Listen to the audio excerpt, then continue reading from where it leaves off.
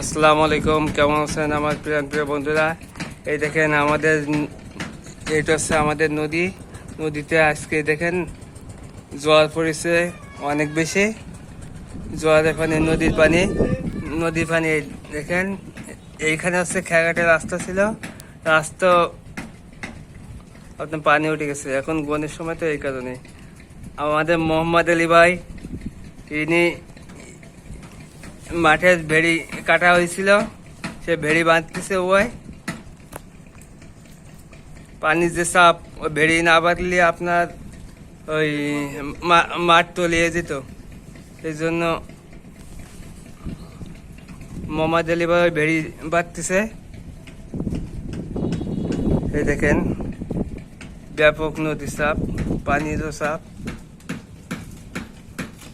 এখন বনের সময়, তো এই কারণে নদী নালা নাই, বনের সময় পানিও বৃদ্ধি পাইছে। আর এটা হচ্ছে আমার দোকান, এই দোকানের পাশেও দেন পানি।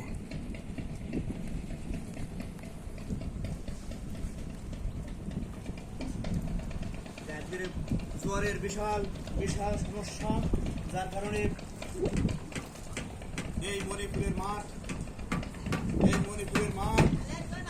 আজকে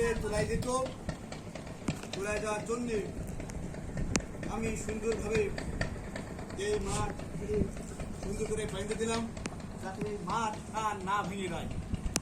সেইভাবে সুন্দর করি এই মাঠ আমি একটা নিজে দিয়ে এই মাঠ বেঁধে দিলাম। ভাঙা ছিল,